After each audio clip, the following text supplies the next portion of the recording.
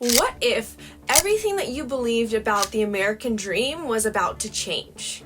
Once upon a time, the American dream symbolized prosperity, freedom, and a secure future for families. But today, you're not crazy if you feel like that dream feels further and further out of reach. A decade ago, when my family ditched the rat race to travel full-time in an RV, my parents had a feeling the old formula, go to college, get a stable job, save up and buy a house, was already broken.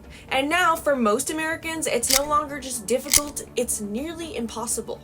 The American dream isn't just dying, it may already be gone entirely.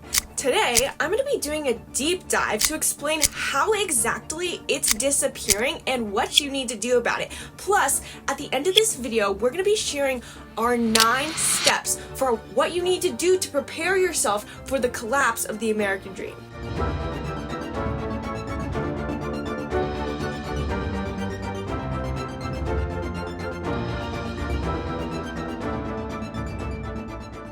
We are nomads with a purpose, a family of 7 that hit the road back in 2015 to chase epic climbs, trails, powder, waves, and bucket list destinations. 10 years later, we're still living the dream. From adventure travel guides to unschooling, RV life, self-development, and family connection, we're here to inspire you to live boldly and defy the norm.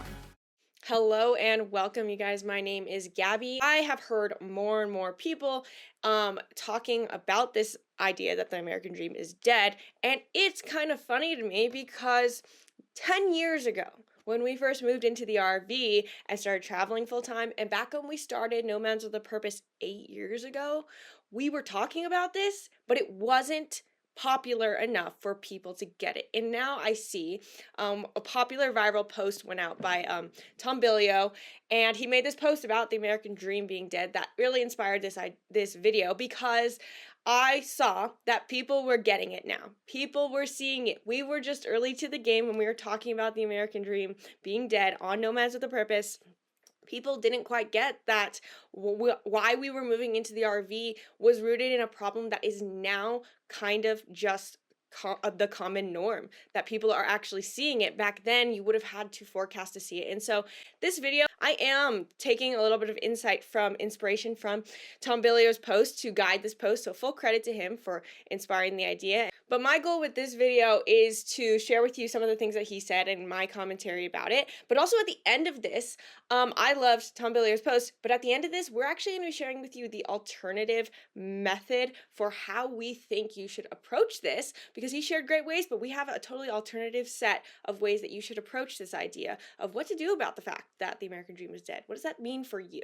This video is about what it means for you as a family, knowing that the American dream is dead. Because it's one thing if you are a single millennial or Gen X, and you just, you're going to face reality, you face the changes. But if you're someone who has kids, if you're like myself, a young adult, who is trying to enter the world and create your own life, both of those situations actually require a totally different approach to this. So, really quick background here. The American dream is dead, and we chose to opt out of it 10 years ago. Back in, I want to say, 2013, we were kind of living the American dream. My parents, when I grew up, before I was in my teen years, I kind of had the American dream house, and I was raised, my parents had a business, which is kind of part of the American dream too. You could own a business, and through your business, you had the opportunity to own your own house. And my parents owned a house. They had a successful business. They had me, my older brother, and Isabel, and then along came Jariah, then along came Tati, and we were all homeschooled. I suppose that's not super conventional, but we did school at the house with my mom in the morning. We'd go to the gym in the evening. My dad went to work early in the morning to work with clients as a personal trainer. It was a gymnastics business, so then we'd go in the afternoon. My mom and my dad would both teach gymnastics, and all of us as kids were in gymnastics from 3 o'clock in the evening until 8 p.m. and we just tumbled all day, and we had like the perfect house with the pool, and we would have parties on the weekends. We'd invite family over, sometimes friends, sometimes cousins, and it was just the atypical American dream.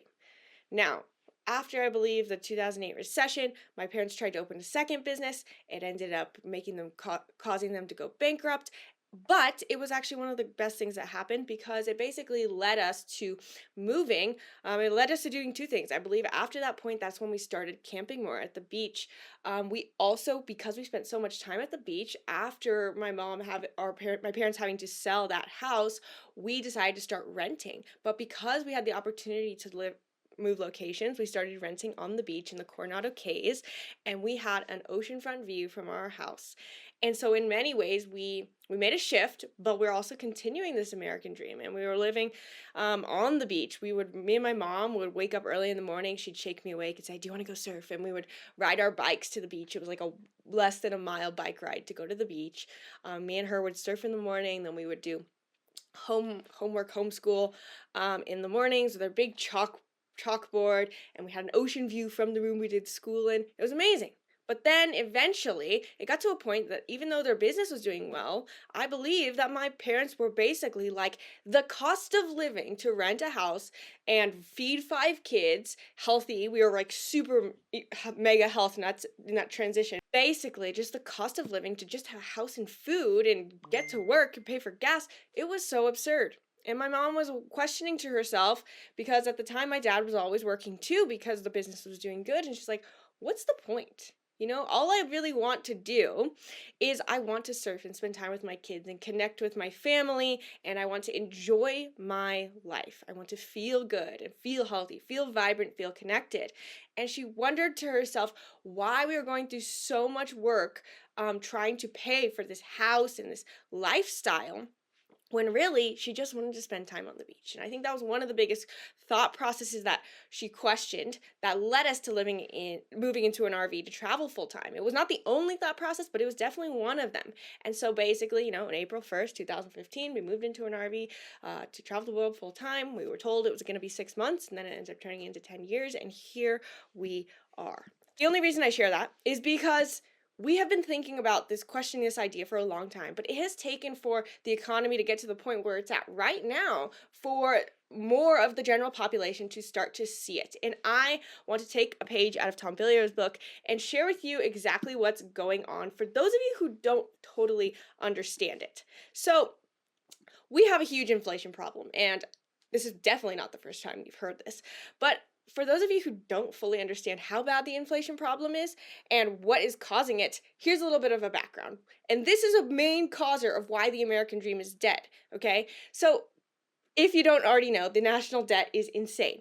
So the national debt exceeds $34 trillion right now. And what's craziest about it is actually that the interest payments on the debt now exceeds the Defense Department spending, thanks to poor government spending habits, money printing that has been covering the spending mistakes, and of course, rising interest payments on the debt. Now, for reference, this is my, for people who have trouble comprehending how significant that is, that our interest payments exceed and outpace the Defense Department spending. The U.S. Defense Department budget in 2024, and I believe it's going up in 2025, was $842 billion, which, to be clear, the Defense Department budget covers basically the entire military-industrial complex. And so $842 billion is actually less than how much the interest payments are on the debt.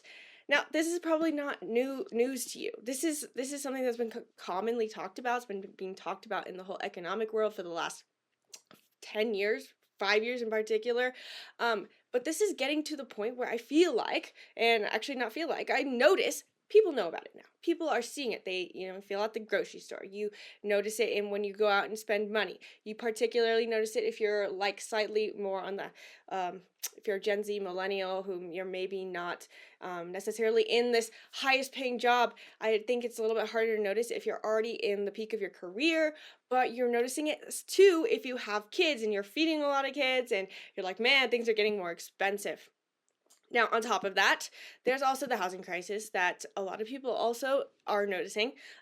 People who already own their homes, you're probably not going to notice it as much. But if you're like us, we've been actually over the last year or two contemplating this idea of should we get a house and should we get land? We've been living in an RV for 10 years. Do we need a place that we call home?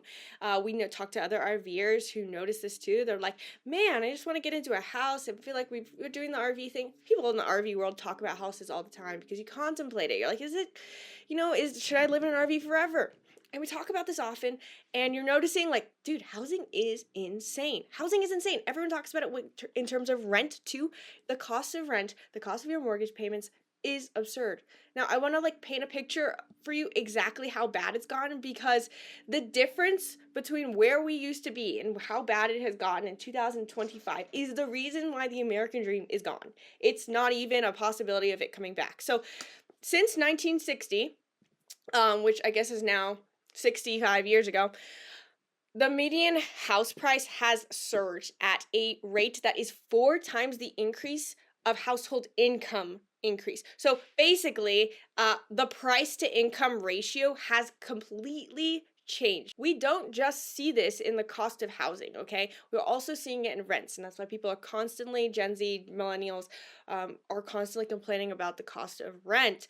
And that is because rent has increased simultaneously at 2 times the pace of household incomes as well. So housing is 4 times the increase, and rent is 2 times, which in any case is a significant jump up in the increase of what your housing costs relative to the income you make, despite the fact that incomes have gone up with inflation as well. It basically makes it impossible that while you're paying for your rent to save up for a house, it's almost impossible for you to save up for down payment if you have a regular job, an average income, and you're paying average rent. It's almost impossible to save up for a down payment for a house, because housing prices are 4 times as much as they used to be in terms of the ratio they were to your income. A healthy price to income ratio is considered to be 2.6, and the ratio is now 6 times as much as it used to be relative to the income that you had. That basically means that your entire income for the year, you would have to save up your whole income for 6 years to pay for your average priced house if you had an average income. That is totally unreasonable for so many people. The point being is that this whole idea of the American dream was built around, you're going to go to college, you're going to get a job, then you're going to be able to buy a house. That house is going to be your nest egg, and that house you're going to get to live in for the rest of your life, and you own your own house. Like, that's your house. You're going to raise a family in it. You're going to make memories in it. And this thing that quite frankly, we should question the entire idea of that, which I'll get to in the end. But that thing that the American dream was built on, good luck ever considering owning a home, especially if you are in the younger Gen Z. If you're raising kids that are Gen Alpha, they will probably never own a home in their life. So now brings in a third point here that is also breaking this idea, because at the start of that whole chain of events, to buy a house, in order to buy a house, you have to get a job, and if you have to get a job, you got to go to college. And this whole idea of having to go to college to get a job is also something that we could question in other videos, but we'll save that for another time. But there was this time where if you got a college degree, it guaranteed that you'd get a pretty well-paying job, but at least a well-paying enough job to buy you a house. Well, let's question this idea of what college costs you. Is college worth the degree? Is the value exchange there anymore? So since, again, we're going back to 1980 this time, the average tuition has increased by 1,200%. 1,200% since 1980. Now, again, you would say, like, this is inflation difference, right? We have had inflation, we've had money printing. But relative to adjusted inflation, inflation has risen 236% since 1980. So basically, college now costs nearly 4 times more than it did in 1980, even after you've adjusted for inflation. In this chart here, you can kind of see a visual representation of how much the value of the dollar has changed due to inflation, and how much more college has cost, the inflation of college tuition. This is not just making it seem like, oh, college has gone up in value so much. Now, this inflation is not because college value has gone up significantly more. In fact, it's much more the norm for every single person to go to college than perhaps it was in the past. But college has not changed its value. College has not guaranteed your degree any more now than it has in the past. All that it means is basically going to college does not pay for itself. It takes so much longer and a much higher average income to pay for the cost of your college to make your degree worthwhile. On top of it, This video does not even touch on the AI crisis, the AI takeover, whatever you want to call it. So we haven't even factored in the implications of AI on the job market. So at this point, college isn't just wasting you the time it takes to get through college, it's also wasting you a mountain of debt that is definitely not going to help, especially when you're going into a housing market that's going to make it almost impossible to save up for a down payment on a house. We are stacking on debt and debt and debt and hoping, without really analyzing the situation, hoping that it's going to lead us to one someday where we're eventually going to make enough money to be able to feel like the cost of living isn't absolutely insane, which only really seems to perpetuate another agenda that I'm not really going to talk about in this video. We're basically at this point where our economic system is totally broken. This traditional American kind of timeline where we're like, if I just go to school and do well in school, then I'll get into college. If I get into college, I can pick a degree. And if I get a degree, then I'll be able to get a good job. I'll be able to get a good job and then we'll feel stable. Somewhere in the middle, we'll get married, hopefully find the love of our life and, never have to feel a sense of aloneness ever again. We'll get married, then we'll get to buy a house. We'll buy a house and we'll make memories in, we'll raise a family in, we'll retire, we'll have our house that we just retire and we live in comfortably and securely for the rest of our lives until we pass away. And that was kind of the assumed American dream. That's what a good life is in a lot of people's subconscious minds. And this is actually something to consider if possibly you have a belief that this is what a good life is. Now, here at Nomads with a Purpose, I'm guessing that if you are here listening to our videos, you are already questioning if this is a good life. You are questioning this idea in general, but so many of us still have that somewhere in our subconscious, which doesn't mean it's fully taken over, but this is a call to question what remnants of that are still controlling your life. What part of you is still trying to live up to the expectations of perhaps extended family that thinks that this is the way your life should be? Is it possible that even though you have broken it, you're still tied to the guilt or feeling that other people are expecting you to kind of live this way and you're not sure how to handle the emotional response of your choice to break that? Whatever it is, there's so much in this societal norm. You have the capacity to question so many aspects of it, to notice where you're still holding on to fear, where you're still holding on to guilt or shame or resentment or anger for either the fact that you did do that to get other people's approval, or the fact that you didn't do that and now you're feeling rejected. And all of these things could go so deep. But at the root of it, this system is broken. The model that once defined the American dream of the college, job, and house has become totally unsustainable for modern families. Now again, you might know about all of this. You might know about the housing market being insane, the inflation crisis, and you might realize that college is frankly not a great choice anymore. But now comes the question that you're probably thinking, Gabby, what do we do about it? I'm really open to ideas, but what do we do about it? So I want to bring in again the fact that, like I said, this video was inspired by Tom Bilyeu's post about it. And this is where I want to give a shout out because he did share 9 really great ways to get ahead. And if you look on this picture on the side here of his post, he shared that his 9 ways that he thinks that you should get ahead are to avoid debt, even for education, meaning college. 2, to be ruthlessly skeptical of real estate. 3, ensure returns beat inflation. 4, think in decades, not years. 5, follow Ray Dalio's advice, finding 12 to 15 uncorrelated income streams. 6, do not YOLO everything you own into any one thing. 7, spend less than what you make. 8, use geography to find tax advantage locations. And 9, if you can make people money, you'll always be paid well. Now, those are great.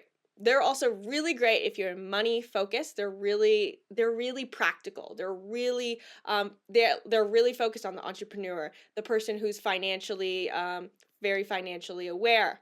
They're great. However, they completely don't address what we think is the way that you really do need to get ahead. So we don't disagree here, but if you are a parent or you have a family, or like I said, you're a young adult like myself, and you worry about the future of what it means to thrive, what it means to thrive as a family, or just as an adult entering the world, we have an alternate version, an alternate 9 ways that we think that you can truly get ahead.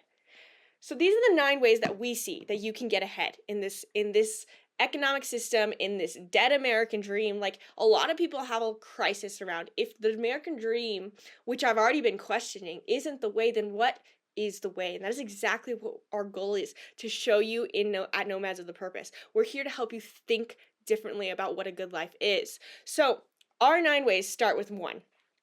Prioritizing experiences over possessions. Now, we're not saying this because, yes, we lived a minimalistic lifestyle for a very long time, and I'm not telling you to sell everything you own to move into an RV and travel the world full time. That is not what I mean. What I do mean, and that is absolutely essential if you want to get ahead in life, is to invest in your family and your support system in a way that builds trust and actual support, and you will be able to navigate anything together. I can't tell you how many times in the last probably 4 years that, as like adult children, me, my older brother, and even Isabel have had to navigate complexities of life, knowing that with the way the job market is, with the way the economy is, and all these things of navigating life and where you're going to head, what direction you're going to head. We have navigated so many challenges, and the only reason it has been possible for us to look at alternate systems and get ahead and not just get stuck in the I overpay my rent and I have to get like a really kind of not a great job to be able to afford my living, and I kind of just settle in life. The only way we've been able to do that is because we have a family support system that is unlike any family I've ever seen. That doesn't mean like you have to have a perfect family. We're not a perfect family, let me tell you that. But we have the ability that we trust each other, we support each other, we can rely on each other to not just communicate our issues, but actually to problem solve life issues together. And I'm telling you that alone is going to be something that is going to get your family or you ahead in any other tumultuous economic situation that we may find ourselves in the coming years. Second, embrace grit now. Find out how to teach your kids to peacefully push through discomfort and challenge. I say peacefully because it's one thing if you do one hard thing in your life, they get through the discomfort and they get through the challenge and everyone has emotional breakdowns about it. That's not what grit is. Grit is learning how to basically have an emotional and physical resilience to push through discomfort and challenge with complete neutrality, with a complete acceptance of being able to do hard things and not feel personally attacked for doing these hard things. Doesn't mean you're going to be comfortable. You can be like a little bit frustrated, but you go, this is the way it is. And I think this is really crazy. This is the crazy power of adventure and adventure sports in family life, in parenting. Like I, from a very young age, was taught to like, it's going to be uncomfortable and tough shit. You're going to have to do it anyway. Like, get through it if you want to be participating in this experience. And that's what Tati has been through so many times. We've taken her on like 20-mile hikes from the time she was like 6 years old. It doesn't always have to come from adventure sports, but you do have to teach them how to push through discomfort. And even if you're an adult listening to this, maybe contemplate, do you feel like you have grit? Do you have the ability to push through discomfort and challenge without having an emotional meltdown? Because if you don't have that skill, then when the going gets tough, things get tougher in life in general, then how are you or your kids going to be able to handle hard things in life? Now, there's a really cool quote that I love that I actually heard from a friend that we met a couple years ago back when we were living in Silverthorne, Colorado. It was his favorite quote, and his whole business was built around it. And I remember the quote, it starts with, if you always do what is easy, life will be hard. Do what is hard, and life will be easy. And that is basically the essence of grit. If you know how to do hard things, life's going to always be easy for you. So this isn't just about, the fact that the American dream is dead. This is about having kids that are equipped to handle life in general. They're going to be a lot happier and more fulfilled in life if they don't get knocked over by hard things happening. Third, alternative education is not just an option now, it's probably the best choice at this point. Now, I would ask you to question all of what it means to be educated. So alternative education, Tom Bilyeu shared that college is kind of silly at this point with the cost of average college. But I'm asking you to reconsider what education really matters. What does education mean? You should be questioning what value public school offers to a child, to a teenager, and to, that college age kid. Tom Bilyeu says to think in decades financially, but we're asking you to do the same for schooling. About a decade ago, my mom was, making content, telling people all the time, like, I don't think college makes much sense. She would say this in conversations. I remember hearing her all the time. And she would tell people, like, I don't know if my kids, because we were homeschooled in high school, and people would always say, but what about college? And then she would say, well, I'm not sure if they need to go to college. And people would be like, what? Oh my gosh. I can't believe you would say such a thing. And now, a decade later, here we are. Frankly, it does not on paper make sense to go to college unless, of course, you're like getting a scholarship. The debt to value ratio doesn't make sense. And so I'm just saying that maybe if you think what it's going to be like a decade from now, then maybe public school doesn't make much sense if you think about the way the job market and AI revolution is going to go. Fourth, learn how to learn, not memorize. And this is particularly for like if you're raising kids, but again, it's just like embracing grit. If you don't have this skill as an adult, then hey, do it with your kids. Learning how to learn is key because of the fact that so much of school, this goes back to the previous point, so much of school is about memorization. To go even further than this, I think it's absolutely essential to be able to learn and apply information. So many people in this day and age are really good at accumulating information. And even, frankly, the whole school system is built around a memorization of data, not your speed of acquisition of knowledge. And applied knowledge. We can memorize information. We can memorize like the history of the world, the history of the US. We memorize World War II, different points in data. We memorize even, frankly, a lot of math is memorization, not even problem solving for a lot of math. And all of this is memorizing things. And that is not actually a skill set that is going to maintain its value as AI comes in, because of the fact that just because this person has proven that they can get straight A's memorizing data, and they're going to get into a job and they're going to say, hey, I'm really good at memorizing data. Obviously, they're not really going to say that, but that's their skill set that they're bringing to the table. Well, they also have this other candidate right here who is really good at acquiring data about the company. And maybe this person will memorize the data about the company, but with changing circumstance of being able to take that information and sit at a meeting and acquire the information and learn how to problem solve that information, that is what is going to be more valuable in the changing world, especially because, like I said, we have ChatGPT, we have AI, we can pull up data in seconds. It doesn't really matter if you can memorize it better than the other person, because they're going to pull it up in about 10 seconds with ChatGPT. So next, let's swap it over to the mindset side of things, okay? You have to course correct often. I can't tell you how many times me and my mom are working with clients, whether it's our solo clients or whether it's our family clients, and the biggest hang up that is holding people back from the life they always wanted to live or from their next version of their best life is that they're scared to change. You cannot be afraid to make changes. And it probably seems crazy. If I could truly give you a sneak peek into my life and my family, you would be baffled by how often my mom changes. And I'm not talking like her whole personality changes. I'm talking about we change plans, we change courses, we change things so often and so instantly if we know it's right that you would be shocked. And this is like every week, every month, every year we are changing, not every year, but like we are consistently modifying our course. So often we think of change as like this huge, massive leap. But that's why I use the word course correct, because you have to start by not being afraid to course correct. You didn't do anything wrong.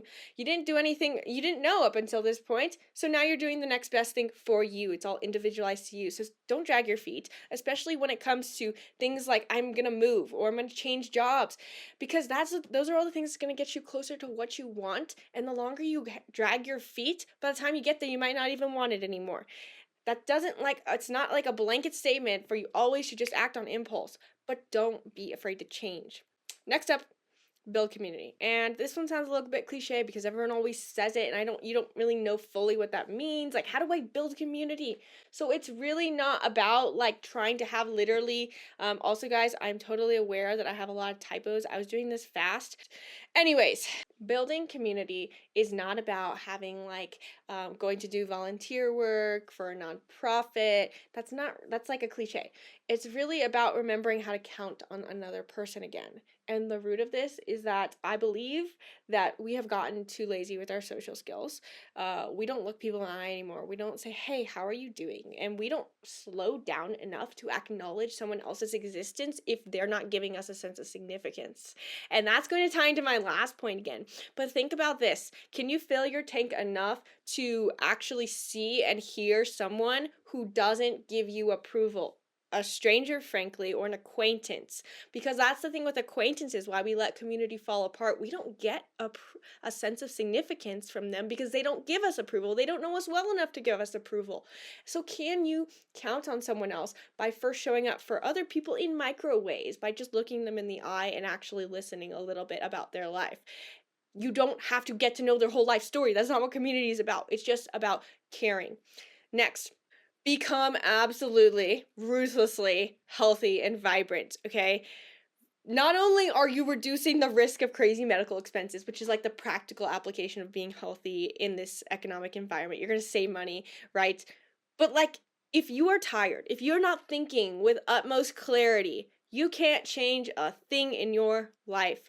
This same thing goes for your kids. I can't believe how many kids say that they're tired all the time. They're children. That's not normal. It's not normal to feel tired or low energy all the time. If you do, definitely check out the links down below and work with us with health coaching, because that's not normal. Just because it's common doesn't mean it's normal.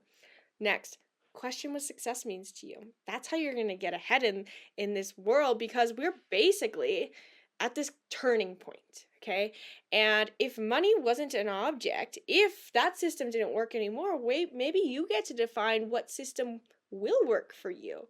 You're actually now, because it's collapsing, you're under no obligation to stay in that system anymore, because it's not your fault that it's not working anymore. It's someone else outside of you, so you don't have to be responsible for staying in it. You get to choose what kind of life would you like to live. This is the question that we have been asking in my family. My mom has been asking us this question called IMWO, if money wasn't an object. What would you do? Since I was like 13 years old. And for Tati, since she was 4 years old. This is the ingrained questioning of what success means to us. It's not about how much status you have. It's not about how big your house is. It's not about who you know.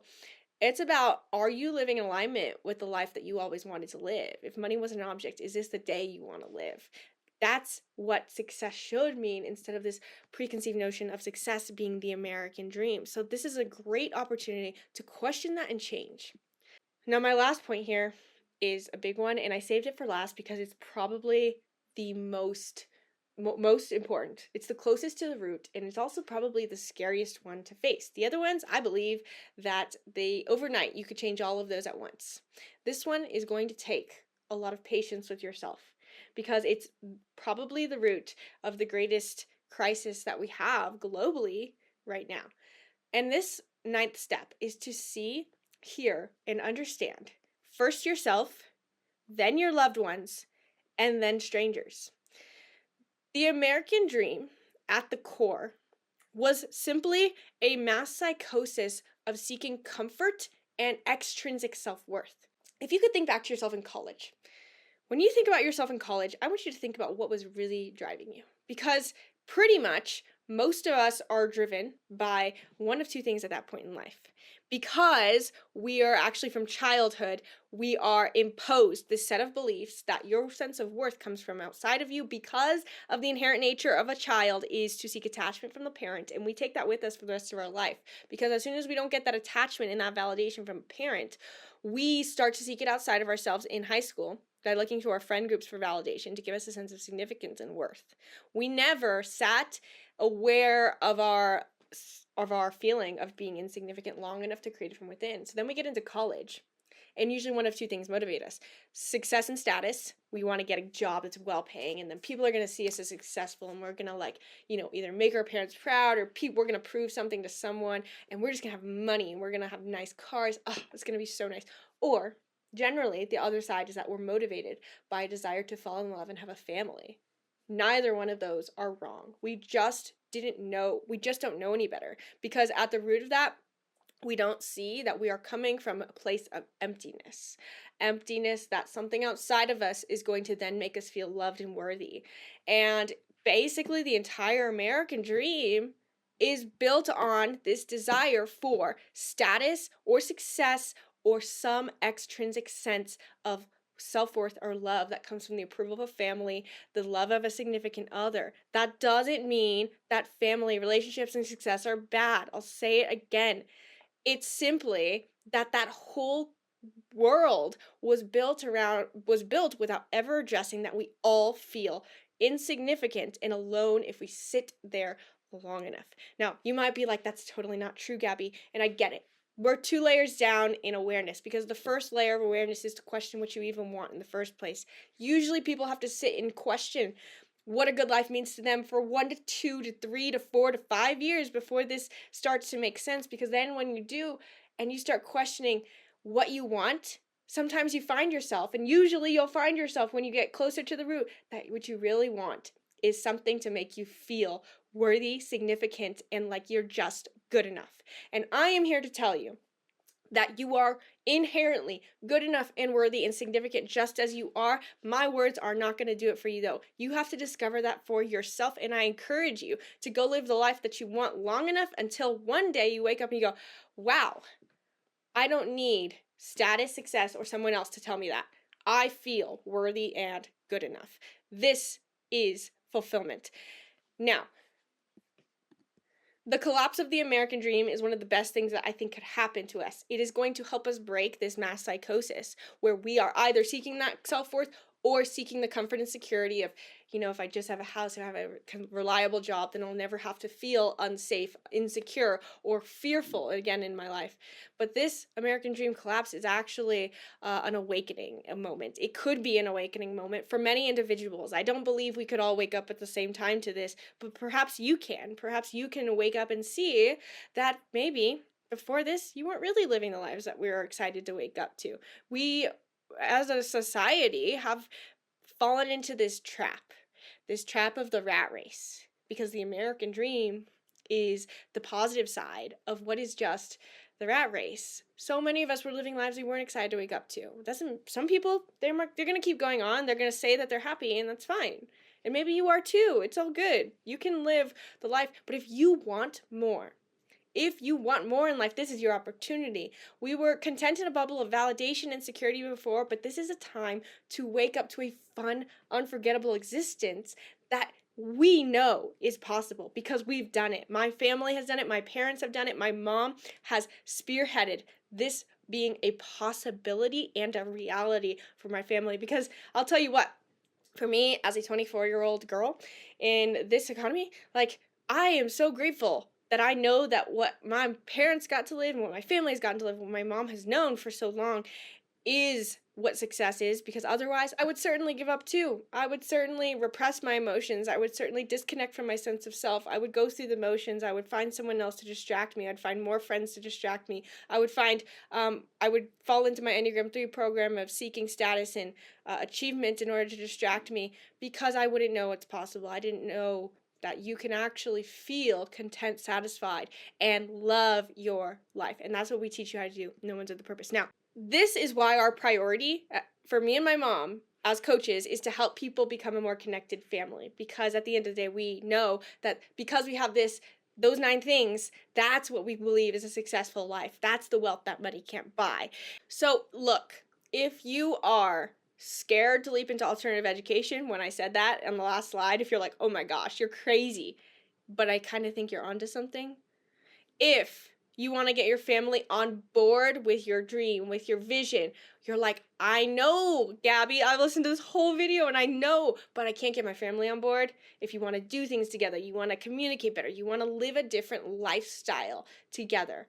If you aren't healthy, if you think it's normal to always be tired, if you have no idea what would make you happy if money wasn't an object, or if you feel, frankly, a little bit isolated, a little bit alone, and a little bit unsupported, even in your own family or relationship, and it's faint, kind of just in the background.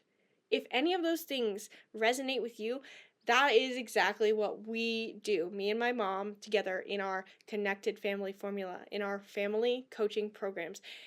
We are here to help you address those things because they are hurdles that we totally understand. We've been there.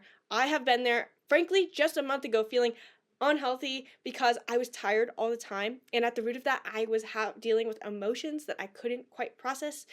If you're scared to make the leap, if you don't know what you want, I have been there. I get it. And my mom has been there with all these other things as well.